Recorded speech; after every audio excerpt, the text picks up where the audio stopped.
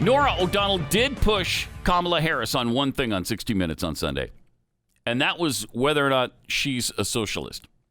Because, as we've said multiple times, she's the most liberal person, the most progressive senator in all of the Senate, including Bernie Sanders, including Elizabeth Warren.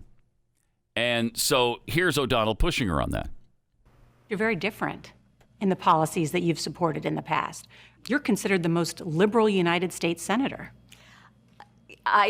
Somebody said that, and it actually was Mike Pence on the debate stage. Well, actually, the nonpartisan GovTrack has rated you as the most liberal senator.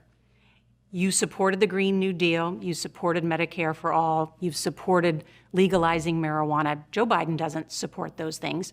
So are you going to bring the policies, those progressive policies that you supported as senator, of course she is, into a Biden administration? What I will do, and I promise you this, and this is what Joe wants me to do, this was part of our deal. I will always share with him my lived experience as it relates to any issue that we confront. And I promised Joe that I will give him that perspective and always be honest with him. And is that a socialist or progressive perspective? No. No, it is yes, the of course it perspective is. of a woman who grew up a black child in America, who was also a prosecutor, who also has a mother who arrived here at the age of 19 from India, who also, likes hip hop. Like, what do you want to know? Well, I want to give you the opportunity to address this because at the Republican National Convention, President Trump made the case that Joe Biden is going to be nothing more than a Trojan horse for socialist policies, for the left wing of the Democratic Party. And are you going to push those policies when you're vice president? I am not going to be confined to Donald Trump's definition of who I or anybody else is. That's unbelievable. And I think America has learned that would be a mistake. So just to button that up, because you have fought for Medicare Just for to all. button it up That's now. not something that Joe Biden buttoning it up. supports.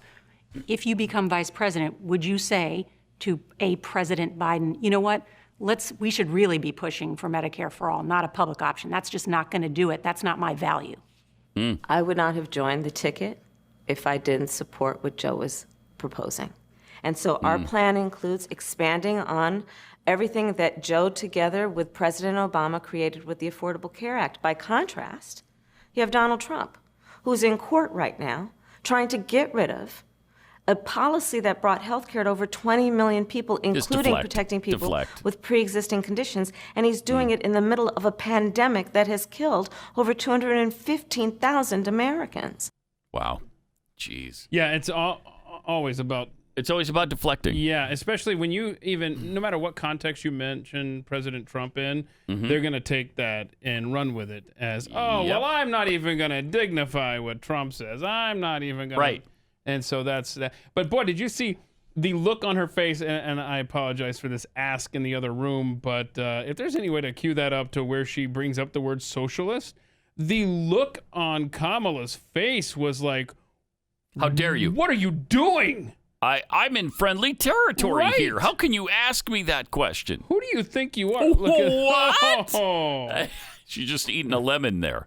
Oh, man. She bit into a lemon. But then, I mean, I don't know if you guys can play it, because then her voice starts shaking. She gets into victim mode. No, it is the perspective of a woman who grew up a black child in America, who was also a prosecutor, who also has a mother who arrived here at the age of 19 from India. Brother, we've all got our immigrant stories of mothers and grandmothers who've arrived here from somewhere else. Shut up. Man. Jeez. But that's what she did. I have never once broken out I'm a son of a person who arrived here with a mother from Ireland who was poor and worked in a home with children who were orphans. They used to be called an orphanage. I don't know what they call it today, but who goes down that road? A victim. A victim goes down that road every single time to try to gain your sympathy, because I'm just deflecting now from your really difficult question to I'm a victim. How dare you ask me these things? O'Donnell, don't you know who I am? O'Donnell was serious. I mean, she was just staring at her like... She was very good. I'm not laughing. No, you're right. She was very good there. You know, she wasn't saying like, look. And she tried 3 times. Right. But she didn't say, look, some on the right are calling you. Right. No, I mean, she just did a quote from the... She did. I'm really surprised. And then she just stood there and stared at her. And that's where I think Kamala was just stunned like, oh, wait. Oh, no, this is a real question? Okay. All right. Unbelievable. Yeah, that was good stuff. And I wouldn't have joined the ticket if I didn't think, bull crap, you wouldn't have joined. You joined the ticket so that you can get your agenda through. That's why you joined the ticket, not because you support Joe's agenda. You hammered his agenda. You called him a racist during the campaign. Yeah, the best calculation Man. she did during the primaries was she hit him hard in that first debate. Her poll numbers skyrocketed. Mm-hmm. Then they just trailed off like a flash in the pan, and by the next debate, she realized She was an ally. I got to rein this in if I want to be I'm going for his, VP. Yep, I want to be his pick, so I'm done. And then they gave her the Absolutely. opportunity in the second debate to go after him. She's like, "Look, I've said what I said. He's addressed it. Let's move on because I want to be the VP." Oh, whoops, was that the outside voice? Yep. It's really so transparent. These people are despicable. You talk about just politicians, babbling politician nonsense. Oh, I wouldn't have joined the ticket if I didn't support his agenda. What do you mean? Yeah, that everybody knows. I hope. It's probably not true. Not everybody knows. But she joined the ticket so that she can get her agenda jammed through. No. Not because she supports his. Just to be the president. And everybody thinks, yes, everybody knows that Joe is not long for the job, especially her. And she believes within a year she's president of the United States.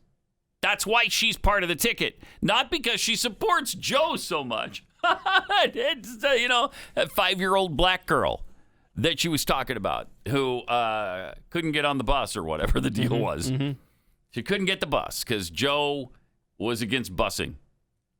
Why was Joe against busing? I don't know. Is that part of his racism? We just played you the evidence of his racism. So you be the judge. But I think the bigger issue is, when is Donald Trump going to address, the fact that these white supremacists, is he going to condemn them? And they're... Why won't he do that? I mean, that's what she would do if put in that spot. Why won't he do that? And I'm not talking about the neo-Nazis and the white nationalists, because they should be condemned totally. But I don't know why he won't condemn them, totally. I don't know why. Why? Does he love them? If he loves them so much, why doesn't he marry him? Yeah, that's always good when you can mix in the first half hour. Isn't it? Yeah, I like that. If you love them so much, why don't you marry them joke. Yeah, I love it. I love those.